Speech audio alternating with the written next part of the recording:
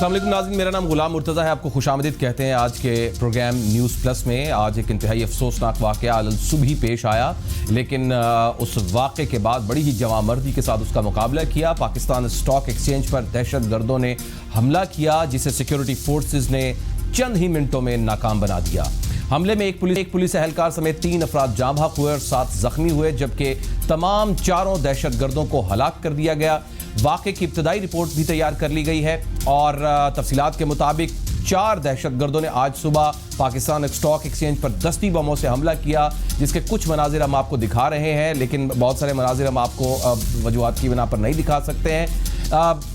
Automatic हथियार थे उनके पास, उन्होंने अंधाधुंध फायरिंग की। उसकी जद में आकर एक पुलिस एहलकार, 2 सिक्योरिटी गार्ड जाँ बहक हुए, 3 पुलिस एहलकार, 2 सिक्योरिटी गार्ड और 2 शहरी जख्मी हुए।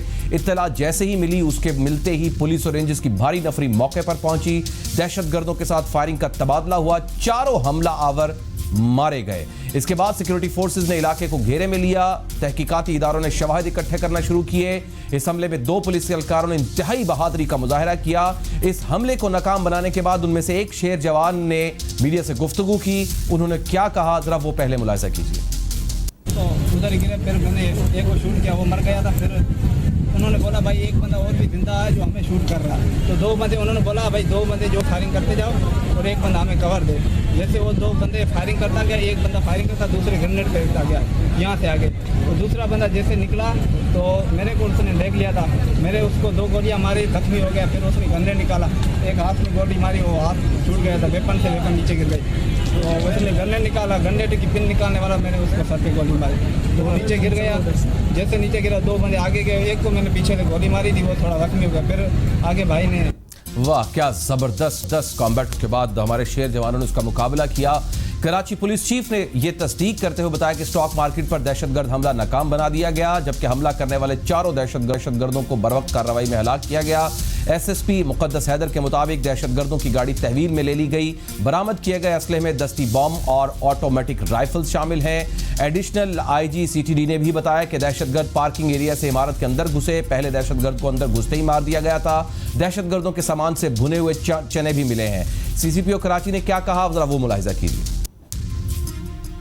नेटवर्क्स को अनर्थ किया, उनके लोगों को पकड़ा, तो जो उनकी फ्रस्ट्रेशन थी उनके पकड़े जाने की, ये उसकी एक मैनिफेस्टेशन है।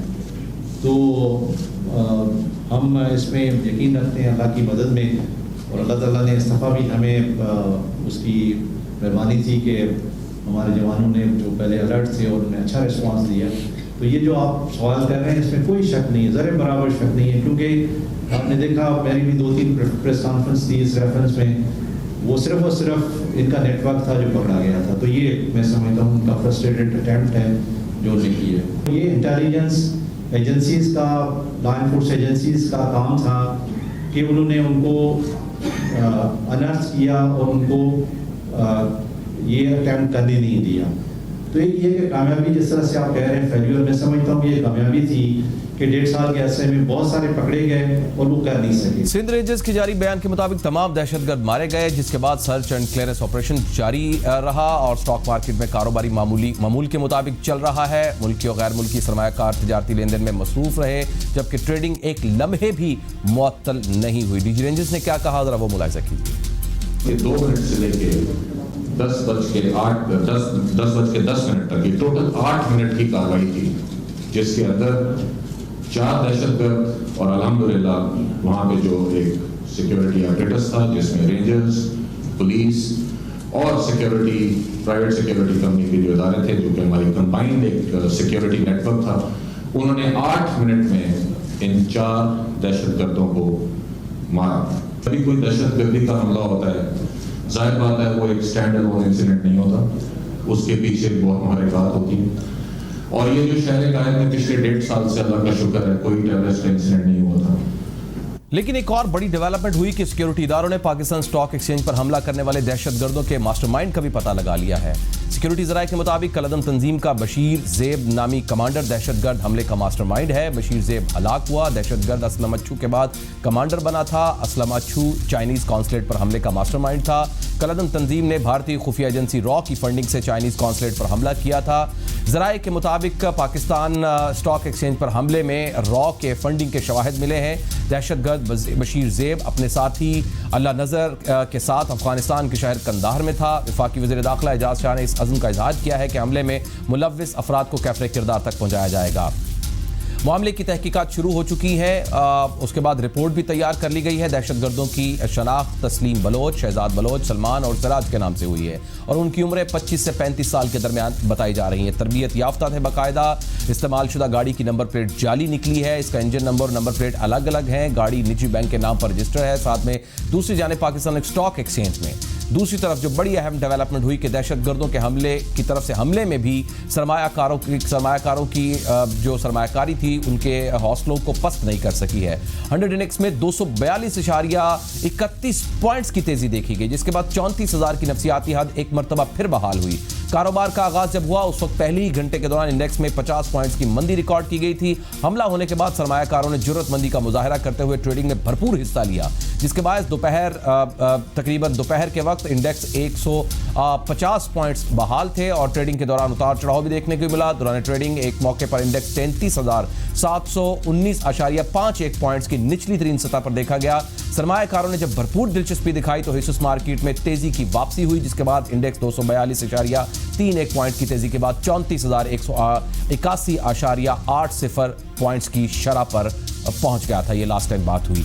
आइए जरा इस सारे वाक़े को रिपोर्ट करने वाले हमारे नुमाइंदा खुसूसी असगर अजीम साहब हमारे साथ मौजूद है और साथ ही इंडस्ट्रीज के चेयरमैन अब्दुल करीम जेडी साहब भी हमारे साथ मौजूद हैं। उनसे बात करते हैं। असगर अजीम, सबसे पहले तो जाहिर है आपने सारा दिन इसको रिपोर्ट किया, इसकी रिपोर्टिंग क्या हुई, क्या सारा दिन हुआ और ये जो स्टॉक मार्केट के अंदर के हालात थे वो क्या रहे? बहुत शुक्रिया सर। देखिए, बात यह है कि पाकिस्तान स्टॉक एक्सचेंज में आज जो है दहशतगर्दों को और जो हमारे मईशत के दुश्मन है उनको दोहरी शिकस्त हुई है।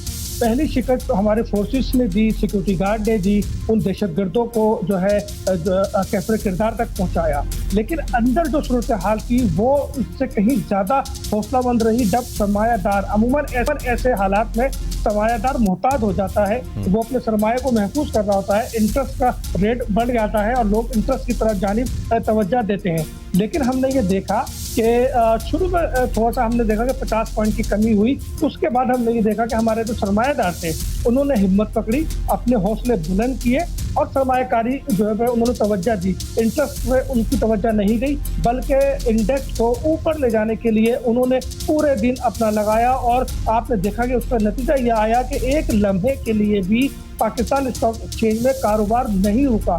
गो के बाहर गोलियों की आवाज़ चल रही थी, आवाज़ें सुनाई दे रही थी, लेकिन स्टॉक एक्सचेंज के अंदर हमारा इंडेक्स, हमारी जो स्क्रीन है वो मुसलसल ऊपर की जानिब जाने लगी और जब कारोबार का अख्ताम हुआ तो 242 से ज़्यादा पॉइंट का इजाफा हुआ। आपने देखा कि कारोबार का पहला दिन था आज और 34,000 की नफसियाती हद भी आज बहाल हुई और 34,181 पे जाके जो है वो आज हमारा इंडेक्स बंद हुआ। तो मैं समझता हूँ कि सरमायाकारों ने आज जो हिम्मत दिखाई और जो हौसला दिखाया है, यही पाकिस्तान है, यही पाकिस्तान की जीत है जो उन्होंने आज किया। सरमायाकारों से असगर आपकी बात भी हुई होगी। जाहिर है जब ये वाकया पेश आए एकदम खौफ तो आता है, गोलियों की तड़तड़ाहट बिल्कुल खौफ पैदा कर देती है।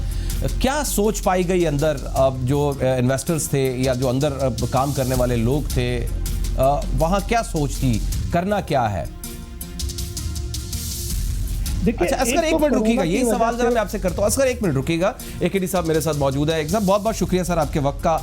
ये फरमाइएगा सर कि मैं ये सोचने पर मजबूर हूँ कि ये स्टॉक एक्सचेंज पर हमले का अक्सर मकसद क्या था? अगर खुदा न खास्ता ये हमला कामयाब हो जाता या वो अंदर तक आ जाते तो फिर स्टॉक एक्सचेंज को क्या नुकसान हो सकता था या इंडस्ट्री को क्या नुकसान हो सकता था?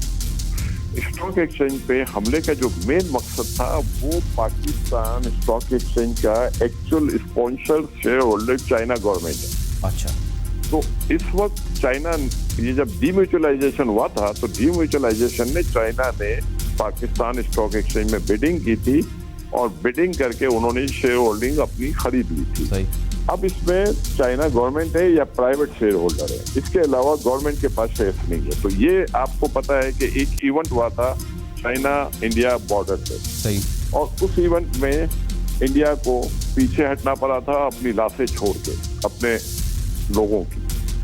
तो ये अगर आप देखने जाए तो मैं उस एक्सीडेंट का ये रिएक्शन है जो पाकिस्तान स्टॉक एक्सचेंज में हमने देखा है, क्योंकि बलूचिस्तान लिबरेशन आर्मी के पीछे रहा है और कुलभूषण यादव को कौन नहीं जानता, सबको पता है कि बलूचिस्तान में दहशतगर्दी राह सरे फहरिस्त काम कर रही है और इनके लोग भी पकड़े गए हैं और उनके लोगों ने एक्सेप्ट भी कर लिया है। और इंडिया इस वक्त किसी भी किस्म की दहशतगर्दी से बाज आने को तैयार नहीं है, क्योंकि वहाँ इस वक्त हुकूमत दहशतगर्दों की है। आरएसएस एक दहशतगर्द तंजीम है और इस वक्त दुनिया में इंडिया एक्सपोर्ट कर रहा है दहशतगर्दी को। आप कश्मीर में चले जाए, चाइना को देख ले, जहां भी आप उठा के देख लो, मालदीव को देख लो, हर जगह, श्रीलंका में तमिल टाइगर का उठा लो, ये सब जगह सब इसमें इंडिया। लेकिन अब्दुल करीम साहब अगर मैं एक एग्जाम्पशन लेता हूँ, माशाल्लाह आज जबरदस्त सिक्योरिटी फोर्सेस ने बड़ा जबरदस्त कॉम्बैट किया, बड़ा जबरदस्त इस हमले को रोका, सिक्योरिटी गार्ड्स ने बड़ी हिम्मत दिखाई और मैंने देखा कि तमाम सिक्योरिटी इदारे एक प्लेटफॉर्म पर नजर आए। ये फरमाइएगा अगर खुदा न खास्ता एक लम्हे के लिए जूम कर लें, ये दहशतगर्द अंदर दाखिल हो जाते, वहां खून खराबा हो जाता, तो नुकसान क्या होना? बड़ा खून खराबा होता है, इतना बड़ा खून खराबा होता है कि आपकी सोच, बहुत रश होता है वहां पर। यहाँ मैनेजमेंट के लोग बैठे थे, यहाँ स्टॉक ब्रोकर बैठे थे, यहाँ स्टॉक के इन्वेस्टर बैठते हैं, यहाँ स्टॉक एक्सचेंज के क्लाइंट बेचते हैं, हाई नेटवर्क इंडिविजुअल बैठते हैं, इदारों के लोग यहाँ बैठते हैं, बैंकिंग सेक्टर के लोग यहाँ बैठते हैं। तो आप ये सोचें कि इन्होंने ये हमला जो था वो सिविलियन पे था, आम आवाम के ऊपर था, आम बिजनेसमैनों के ऊपर था, आम स्टॉक ब्रोकरों के ऊपर था, चाइना गवर्नमेंट के ऊपर था। मैं समझता हूँ अगर ये अंदर चले जाते, ये किसी की सोच में नहीं आ सकता कितनी बड़ी किलिंग होती। लेकिन कामयाबी क्यों हुई है? सिर्फ कामयाबी की एक ही वजह है, यकजहती। बिल्कुल जब हमला हुआ, सिक्योरिटी फोर्स, सिक्योरिटी गार्ड और रेंजर्स ये सब खड़ी हुई थी और 5 मिनट के अंदर कराची के रेंजर्स और कहां से लोग पहुंच गए। तो ये एक हमारी कामयाबी थी। दूसरी कामयाबी, पब्लिक ने पैनिक नहीं किया। अगर वो पैनिक करती और भागना शुरू कर देती तो फिर सिक्योरिटी फोर्स कुछ नहीं कर सकती थी, क्योंकि वो फिर अवाम सामने आ जाती। सर स्टॉक मार्केट जो इंडेक्स था उसको क्या नुकसान हो सकता था? स्टॉक इंडेक्स को नुकसान कर सकता था। दहशतगर्दी जो नाकाम हुई है उसकी वजह है कि अवाम ने पैनिक नहीं किया, अवाम ने कारोबार को जारी रखा और किसी किस्म की सिचुएशन से डरे नहीं है, भगदड़ नहीं मची, और ये हमारी सबकी कामयाबी। और हम पाकिस्तानी कौम को एक मैसेज देते हैं आज के इवेंट के बाद कि ये दहशतगर्द मुख्तलिफ जगहों पे अटैक कर सकते हैं। आज हमें यकजहती की जरूरत है। आज हमें गवर्नमेंट अपोजिशन को भी मिल के बैठना चाहिए, क्योंकि इस वक्त जो हमला हो रहा है ये चाइना के ऊपर हो रहा है, क्योंकि पाकिस्तान स्टॉक एक्सचेंज का इन्वेस्टर चाइना है। और अगर हमारा सीपेक नाकाम होता है तो ये हमारी बहुत बड़ी नाकामी होगी। तो सारी गवर्नमेंट को, पार्लियामेंट में भी रिक्वेस्ट है, सिंध गवर्नमेंट से भी रिक्वेस्ट है, मिल के बैठो, आपस में एक हो जाओ। दुश्मन से मुकाबला करने के लिए हमें यकजहती दिखानी होगी। जिस तरह आज स्टॉक एक्सचेंज में सब एक पेज पे खड़े थे, जिसकी वजह से हमें कामयाबी मिली है, तो हमें हर जगह पे एक होने की जरूरत है। ये दुश्मन से हमें निपटना होगा। ये दुश्मन कश्मीर में भी घुसा हुआ है, वहां भी दहशतगर्दी कर रहा है। कश्मीरी भाइयों के साथ भी हमें सपोर्ट करना पड़ेगा, उनका साथ देने की जरूरत है। इंडिया के अंदर मुसलमानों के ऊपर भी दहशतगर्दी हो रही है, पाकिस्तान के ऊपर भी हमला हो रहा है, चाइना पे भी हमला हो रहा है। तो ये दहशतगर्द, क्योंकि इनके इंटरनल मामला बहुत ज्यादा खराब हो गए, अब वो अपना मुंह दुनिया को दिखा नहीं सकता। बिल्कुल सही। तो मैं ये समझता हूँ पूरी दुनिया को इनका असल चेहरा दिखाने की जरूरत है, क्योंकि जब ये इंडिया इस वक्त जो सबसे बड़ी एक्सपोर्ट कर रहा है, दहशतगर्दी कर रहा है, उसको दुनिया को बताना चाहिए कि किस तरह इसने सिविलियन पे अटैक किया। ये तो अल्लाह का शुक्र अदा करते हैं हम, हमारी सिक्योरिटी फोर्स ने कामयाबी से मुकाबला किया और इतने बड़े नुकसान से बचाया, वरना वहाँ हजारों की तादाद में लोग होते हैं बिल्कुल आप सोचे कितनी बड़ी क्लिक हो। बहुत मैं समझ गया, यानी कि ये दरअसल चाइनीज इन्वेस्टमेंट पर अटैक था, सीपैक पर अटैक था, ताकि वो उस प्रोजेक्ट के ऊपर एक धब्बा लगता। बहुत बहुत शुक्रिया अब्दुल करीम डेडी साहब, असगर असीम साहब, आप दोनों का बहुत बहुत शुक्रिया। आपने हमें इस बारे में काफ़ी इंफॉर्मेशन प्रोवाइड की। बहुत ठीक है, मार्केट एकदम कैसे बढ़ी, ये मोराल था और पैनिक नहीं हुआ और वो फौरी तौर पर इन्वेस्टमेंट हुई। और दूसरा ये टारगेट ये जो क्लियर हो गया।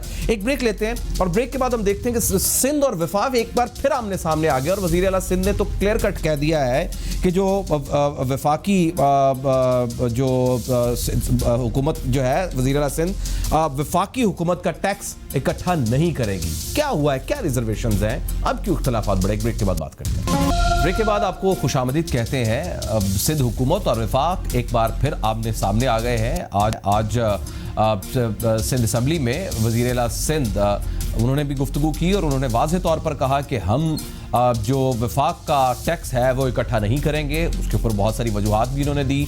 पाकिस्तान पीपल्स पार्टी के मुतादिद रिजर्वेशंस लगातार आ रही हैं। साथ ही साथ ज़रा ये भी जानेंगे कि आज जो स्टॉक एक्सचेंज पर हमला हुआ, पुलिस ने बड़ी बरवक्त कार्रवाई की, इसके पीछे मुहर्रिकात क्या है। ज़ाहिर है पाकिस्तान पीपल्स पार्टी की हुकूमत है, जो सूबाई वज़ीर दाखिला है वहाँ के हैं, और जो उधर का दिखाया गया एक जवाबंदी दिखाई गई, उसका बहुत बड़ा हाथ है। पेट्रोल की कीमतों पर पाकिस्तान पीपल्स पार्टी का मौक़िफ़ क्या है। राजा परवेज़ अशरफ साहब भी बरी ज़िम्मा हो गए हैं, वो बरी हो गए हैं मुताबिक केसेस में। इसके ऊपर बात करेंगे। हमारे साथ मौजूद है रहनुमा पाकिस्तान पीपल्स पार्टी सैयद कुमैर शाह साहब। शाह साहब बहुत बहुत शुक्रिया सर आपके वक्त का। सबसे पहले तो सर ये कहिएगा, ये सिंध और वफाक के आपस में तहफ़्फ़ुज़ात क्या हैं। आज तो वज़ीर आला सिंध साहब ने यह भी कह दिया कि वफाक के जो टैक्सेस हैं वो हम इकट्ठे नहीं करेंगे। अब हुआ क्या है, क्या रिजर्वेशन तहफ़्फ़ुज़ात हैं क्या असल में? बिस्मिल्लाहिर्रहमानिर्रहीम। सर सीएम साहब ने ये बिल्कुल नहीं कहा जिस तरीके से उसको लिया जा रहा है। उन्होंने ये कहा कि ये वो टैक्सेस हैं जो कि फेडरल गवर्नमेंट के टैक्स थे और जो हम उसको जमा करके फेडरल गवर्नमेंट को दे रहे थे। सही है। और उसके जो हमारा सिंध का शेयर बनता है ओवरऑल वो हमें नहीं मिल रहा। तो ये जो गवर्नमेंट के टैक्सेस हैं ये लोग खुद कलेक्ट करें और खुद ही ये जो उनके खजाना है या जो स्टेट बैंक है या जो भी इनके फाइनेंशियल डिपार्टमेंट्स हैं उनमें खुद ही अप्लाई जमा करें। होता ये था कि वो सिंध गवर्नमेंट जमा करती थी और फेडरल गवर्नमेंट को वो लोग देते थे। तो और उससे जो सिंध का शेयर बन रहा है वो सिंध को प्रॉपर नहीं मिल रहा था। तो उस बुनियाद पे ये सीएम साहब ने स्टेटमेंट जारी किया। ठीक है, ये जो बजट अभी वफाक का है, इस पर पाकिस्तान पीपल्स पार्टी का या सिंध हुकूमत के तहफ़्फ़ुज़ात क्या है कुमैर साहब? सर मैंने पहले भी अर्ज किया है आपके ही शो में, हमारे पीपल्स पार्टी के जितने भी रहनुमा हैं वो भी बार बार floor of the parliament, social media, electronic media, print media के जरिए बताते रहते हैं। सर बात सिर्फ ये है कि बजट की उम्मीद एक अच्छी थी कि कोई अच्छा बजट आएगा।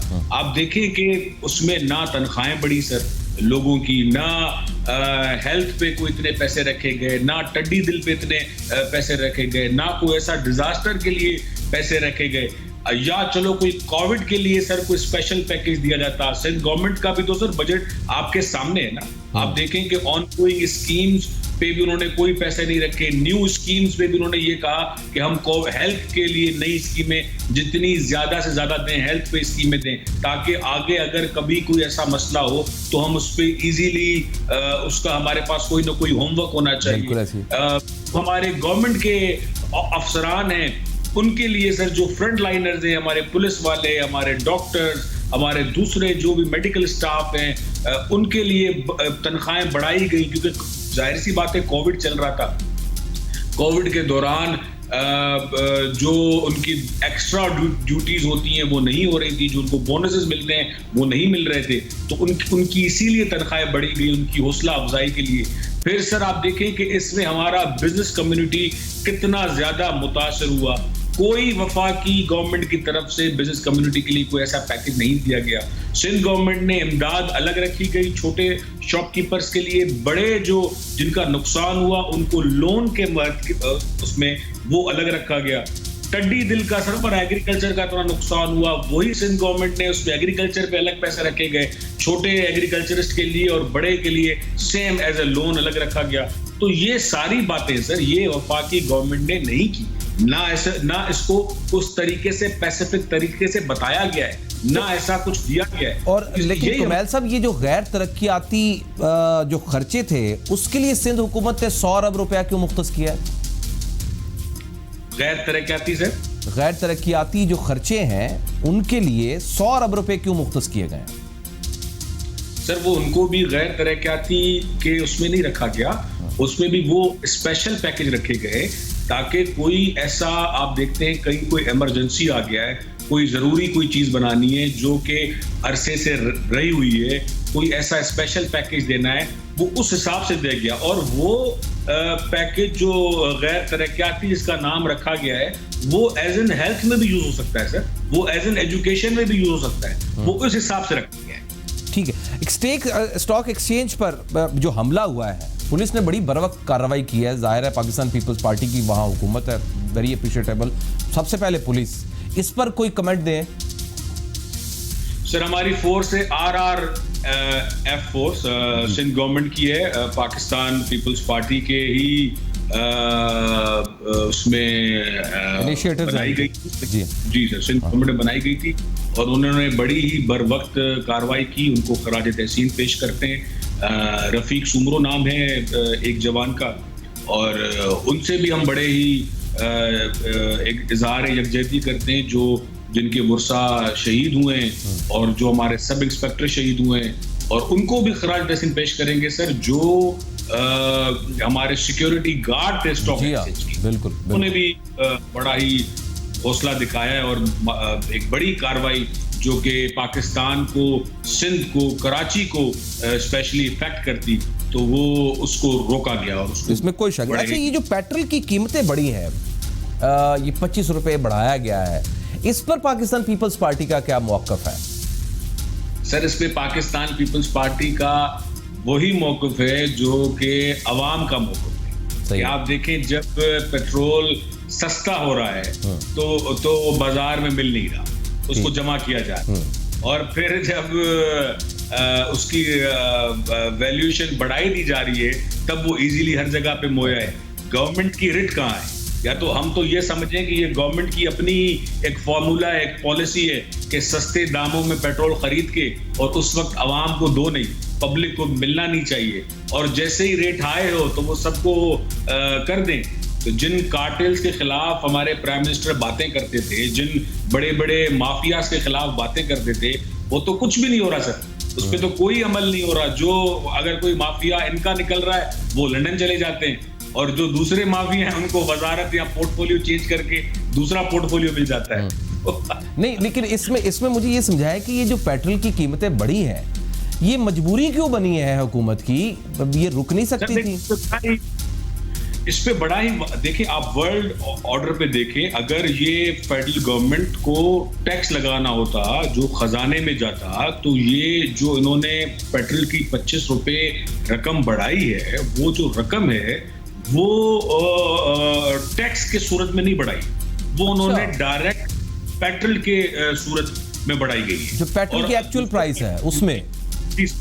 और जो दूसरे कंट्रीज में अगर पेट्रोल की वैल्यूएशन बढ़ी है तो उसपे गवर्नमेंट के टैक्सेस रखे गए कि वो जो अगर कोई कहीं 10 रुपए बढ़े हैं, 5 रुपए बढ़े हैं, तो वो एज एन टैक्स काउंटेड होंगे टू द गवर्नमेंट्स। और यहाँ पे ये हुआ है कि the taxes remain same, and जो आपका कॉस्ट है 9 रुपए समथिंग, इट्स ऑल वो भी सेम है, बट जो आपके 25 रुपए बढ़ाए गए हैं वो ना टैक्स में आ रहे हैं ना उसमें आ रहे हैं, वो डायरेक्ट जो कंपनी है या जो बड़े बड़े माफियाज हैं, जो कार्टेल्स हैं, वो डायरेक्ट ले रहे हैं। ना गवर्नमेंट को फायदा हो रहा है सर, ना ही जो हमारी पब्लिक है, अवाम है, उसको फायदा हुआ है। अच्छा, इसमें मुझे मैं ट्वीट पढ़ रहा था इमरान खान साहब का, वो कहते हैं shame on government for the increase of this petrol price. वो अपनी गवर्नमेंट को शेम ऑन कह रहे हैं। अच्छा, मैंने इस तरह का प्रेसिडेंट कभी नहीं देखा है कि कोई प्राइम मिनिस्टर अपनी गवर्नमेंट को ही ये बात कर रहा हो। ना तो मैंने कभी पीपल्स पार्टी की गवर्नमेंट में सुना, ना मैंने कभी नून लीग की गवर्नमेंट में सुना,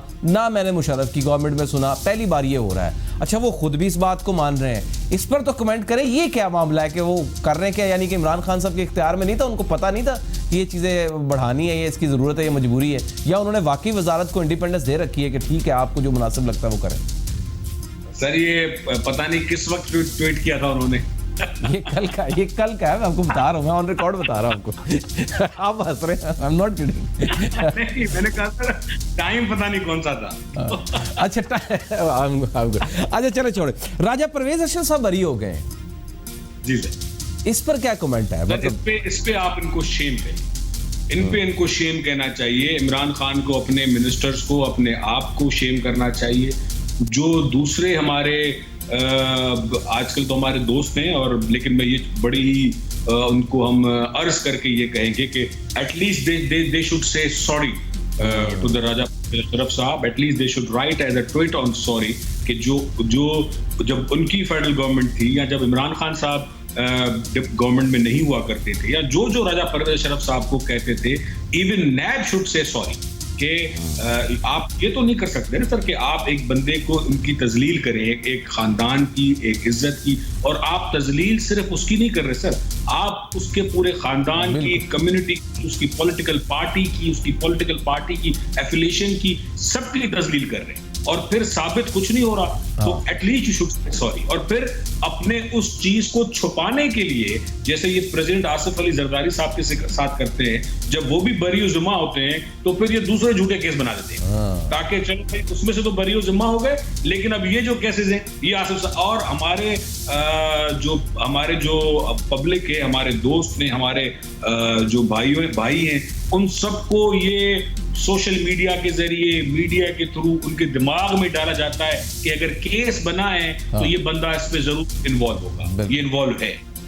बड़ा पॉइंट है सर। मैं चाहूंगा किस दिन आपने मुझे विवेक कर दिया है कि भाई वो लोग जो अपने केसेस से बरी जिम्मा होते हैं, क्या उनके जो साल ज़ाया हुआ है उसके ऊपर मुअज़्ज़ज़ अदालतें या जो डिपार्टमेंट उसकी इंक्वायरी कर रहा है, और जब वो बरी ज़िम्मा हो जाता है तो क्या उसका सॉरी नहीं बनता? बहुत बहुत शुक्रिया कमाल साहब, शाह साहब बहुत बहुत शुक्रिया, हमेशा हमारे लिए वक्त निकालते हैं और समझाते हैं हमें, बहुत शुक्रिया। एक ब्रेक लेते हैं नाज़रीन, और ब्रेक के बाद ये जो पायलट्स के जाली लाइसेंसेस का मामला है, ये इसकी तो गूंज पूरी दुनिया में बजना शुरू हो गई है, और इसके तो इफेक्ट्स भी आना शुरू हो गए हैं। और जो पाकिस्तानी पायलट्स मुख्तलिफ कंट्रीज में सर्व कर रहे थे, मुख्तलिफ एयरलाइंस में, उनको ग्राउंड कर दिया गया है। तो बहुत सीरियस मैटर हो गया। इसकी बात करते हैं ब्रेक के बाद। चंद दिन पहले वफाकी वजीर हवाबाजी, उन्होंने प्रेस कॉन्फ्रेंस भी की और कौमी असम्बली में भी बताया कि जनाब इतने परसेंट या इतने जो पायलट्स हैं उनकी डिग्रियां जो हैं वो मशकूक हैं। उन्होंने जब ये बताया तो हमने, ठीक है इस तरह के केसेस आते रहते हैं, इस तरह आगे बढ़ जाएगा मामला, लेकिन जैसे जैसे दिन गुजर रहे हैं, इस इंकशाफ के बाद जो सर्कमस्टांसेस बन रहे हैं, जो हालात बन रहे हैं, वो तो बहुत वर्स्ट होते जा रहे हैं। गुज़िश्ता दिनों हमने ये भी रिपोर्ट किया आपको कि इससे तो जो PIA का इंटरनेशनल लाइसेंस है फ्लाइट्स का, ऑपरेशन का, वो उसके ऊपर भी इफेक्ट्स आ सकते हैं, वो भी कैंसिल हो सकता है। लेकिन इसके अलावा और वर्स्ट आना शुरू हो गए हैं, वो ये कि मुख्तलिफ ममालिक के अंदर से ये रिपोर्ट हो रहा है कि जो पाकिस्तानी पायलट्स हैं वहां सर्व कर रहे हैं, वो PIA नहीं बल्कि दीगर एयरलाइंस के अंदर, उनको भी ग्राउंड करना शुरू कर दिया गया है। वियतनाम से खबरें मौसूल हो रही हैं और दीगर ममालिक से खबरें मौसूल हो रही हैं।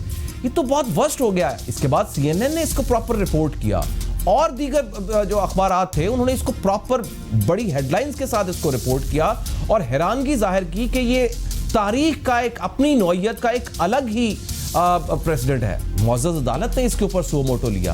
ये मामला बहुत सीरियस हो चुका है। तो सवाल हम ये उठाने जा रहे हैं कि जनाब ये जितना सीरियस होता जा रहा है, इसकी इम्प्लीकेशंस या इसके इफेक्ट्स जो होंगे वो किस हद तक जा सकते हैं, और क्या सिर्फ जो लाइसेंसिंग डिपार्टमेंट है सिविल एविएशन का, क्या वही जिम्मेदार है? क्या सिर्फ PIA जिम्मेदार है? ये सिविल एविएशन का पूरा इदारा जो है उसकी ओवरऑल होने की जरूरत है। आइए इसके लिए बात करते हैं। शकील आफ्ताब साहब, एविएशन एक्सपर्ट, मेरे साथ मौजूद है। शकील साहब बहुत बहुत शुक्रिया, हमारे लिए वक्त निकालते हैं, कीमती वक्त से हमारी रहनुमाई करते हैं, बड़े मशकूर है सर। ये तो मामला बहुत सीरियस हो गया है। आपको तो जाहिर है मुख्तलिफ ममालिक से खबरें भी आती होंगी, मुख्तलिफ पायलट्स आपके साथ राब्ते में हैं, कहां ग्राउंड कर दिया है पाकिस्तानी पायलट्स को? जी, फार ईस्ट के अंदर, मिडल ईस्ट के अंदर, और जहाँ जहाँ हमारे पाकिस्तानी पायलट्स हैं उनको ग्राउंड कर दिया गया है। और ना सिवा पायलट्स के बल्कि जो हमारे इंजीनियर्स हैं उनके ऊपर भी डाउट्स आ गए। तो जैसे कुवैत का आपने रिसेंटली सुना था कि वहाँ पे 65 के करीब हमारे इंजीनियर्स उनको ग्राउंड कर दिया है, पायलट्स कर दिए हैं। वियतनाम में, सिंगापुर में, और दूसरे ममालिक में जिनका पहले आप जिक्र कर चुके हैं। ओह गॉड। तो क्या वजह क्या बताई जाती है उनको? कोई दिया जाता है, कोई लॉजिक दिया जाता है? देखिए, चूंकि ये बात एक बड़े कॉम्पिटेंट अथॉरिटी ने पार्लियामेंट में बोली आके, और जाहिर बात है everybody took his statement very seriously around the world, और मीडिया में बात गई, और आपको पता है कि मीडिया में एकदम से बात पूरी दुनिया में फैल जाती है। It is become a global village.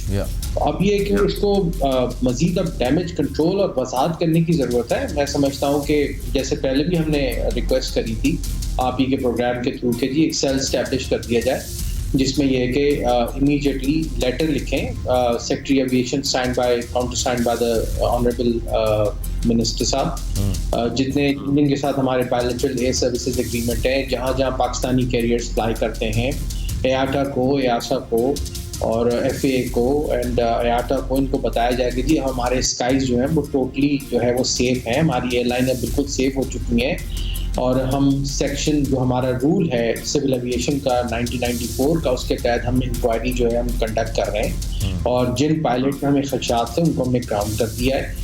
तो बिल्कुल कोई घबराने की बात नहीं है, और अगर आपको रिकन्फर्मेशन इनकी जो भी लाइसेंस की करनी है ATPLs की या इनके इंजीनियर्स की करनी है, आप फौरी तौर पे उसमें बाकायदे किसी को डिप्यूट किया जाए, उसी में लिख दिया जाए कि जी इस ईमेल पे या फैक्स पे आप इमीडिएटली हमसे आप इसकी वजाहत ले सकते हैं, ऐसी कंफर्मेशन दे सकते हैं, ताकि जो जेन्युइन लोग हैं कम से कम वो तो उनको तो हम प्रोटेक्ट कर लें।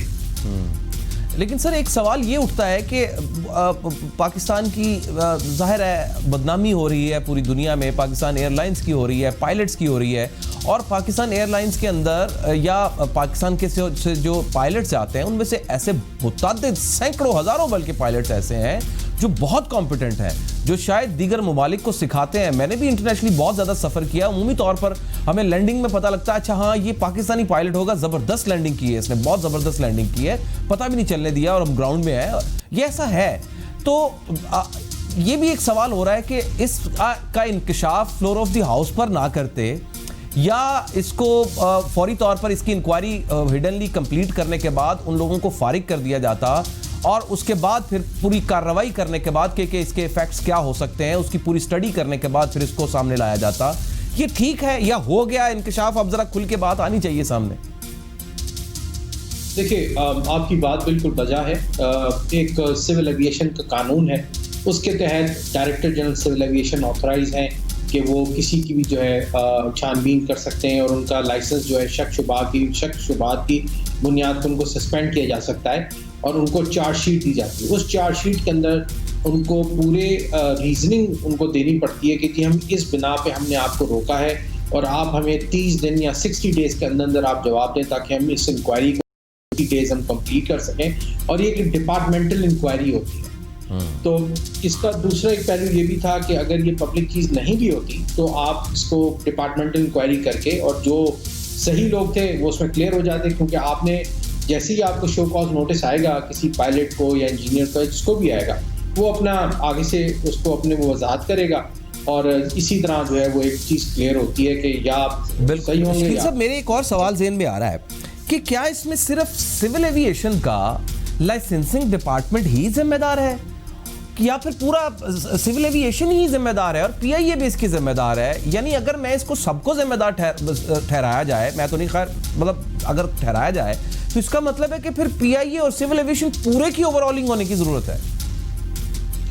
जी, आपने सही कहा। इसमें अब तक जो हमारी फाइंडिंग्स हैं वो ये है कि एक तो फ्लाइट स्टैंडर्ड जो इदारा है उनका उसको ऑल फाल होने की ज़रूरत है सिविल एविएशन का, ताकि वो जो 6 मंथ के ऊपर सिर्फ सिम चेक्स करते हैं पायलट्स के, अब मेरे हिसाब से वक्त आ गया है कि इनको हर साल लाइन चेक भी करना चाहिए।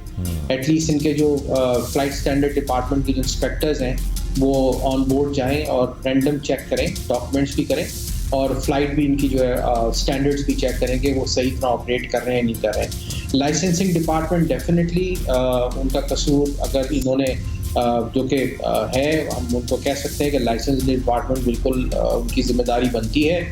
उसके साथ साथ जो है आपका जो HR डिपार्टमेंट है उनकी बनती है जिम्मेदारी, जो ऑपरेटर्स हैं जिसमें जो भी पाकिस्तानी एयरलाइंस हैं उनकी HR डिपार्टमेंट को भी चाहिए था वो डॉक्यूमेंट वेरीफाई करते।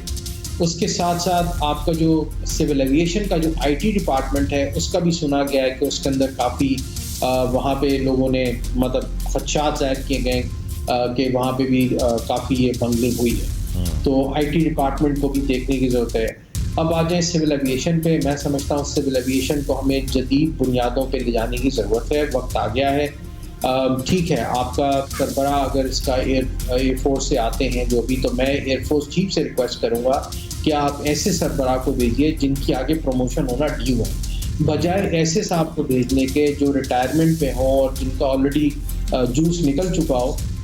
ऐसे साहब को ना भेजा जाए, ऐसे साहब को भेजें जिनके आगे प्रमोशन है, उनके परफॉर्मेंस के ऊपर आगे प्रमोशन की जाए ताकि एक एफर्ट लगे और सिविल एविएशन को जदीद बुनियादों पे लाया जाए। क्योंकि ये एक बड़ा स्पेशलाइज किस्म का military aviation and civil aviation, they are two different subjects. Air force में हमारे पास जो लोग आते हैं बड़े बेहतरीन हमारे पायलट्स हैं and they are pride of nation. हर बुरे वक्त में, हर अच्छे वक्त में हमारे मुल्क को उनको संभाला उन्होंने दिया है और उन्होंने रिस्पेक्ट किया और हमारे दिलों में बड़ी इज्जत है उनके लिए। तो मतलब ये है कि आपको बेहतरीन आपको पायलट्स मिल सकते हैं, इंजीनियरिंग साइड से आपको लोग मिल सकते हैं, बट नॉट नेसेसरी कि एक ऑर्गेनाइजेशन जो कि कमर्शियल ऑर्गेनाइजेशन है उसका जो उसका जो हेड हो, इट्स नॉट नेसेसरी कि वो एयरफोर्स से ही लगाया जाए। अब ये हुकूमत की सवाबदीद है कि वो क्या बेहतर समझते हैं क्या नहीं, मगर हमारे हिसाब से हमारे सामने दो मिसालें हैं। जैसे एक वक्त में मैं थोड़ा सा डाइवर्ट करूँगा, PIA के अंदर एयर मार्शल नूर खान साहब आए थे और एयर मार्शल दाऊद कोटा साहब आए थे। मुझे शर्फ हासिल है एयर मार्शल दाऊद कोटा साहब के साथ काम करने का, बेहतरीन मतलब इंसान एंड वेरी थॉरो प्रोफेशनल। और वो एक आदमी आया था जिन्होंने PIA से ही और इन्हीं इदारों से टीम असेंबल करी थी, इन्हीं लोगों को इस्तेमाल करते और बाकायदा इनकी जो जॉब मैनुअल्स हैं बनी हुई हैं और उसमें जो जॉब स्पेसिफिकेशन मैनुअल्स हैं उसमें हर चीज़ लिखी हुई है आपके इदारों कि जी जो स्पेसिफिक जॉब है वो उसमें उसकी रिक्वायरमेंट क्या है। बिल्कुल ठीक। तो मैं समझ, अब अगर हम आए, आज हमारे एयरपोर्ट्स का ये हाल है कि जब हमारे एयरपोर्ट्स बने थे कराची, लाहौर, इस्लामाबाद की, वो बड़ी अच्छी कंडीशन में थे। ओवर द पीरियड उनकी कंडीशन खराब होती चली। जी, बहुत रिपोर्टिंग हुई सब, इसमें कोई शक नहीं है। आपके पॉइंट्स हमेशा हमारी रहनुमाई करते हैं, बड़े वैलिड पॉइंट आप देते हैं। मुमकिन है इसके ऊपर वजारत इसके ऊपर नोटिस ले और समझे, आप जैसे एक्सपर्ट्स बैठे हैं उनकी भी खिदमात ली जा सकती हैं। बहुत शुक्रिया शकील आफ्ताब साहब, थैंक यू वेरी टाइम। इसके साथ ही हमारा आज का प्रोग्राम अपने इख्तिताम को पहुंचता है। कैसा लगा फीडबैक जरूर दीजिएगा, अपना गिरदो नवाह का बहुत सा ख्याल रखिए। अल्लाह ने के बाद।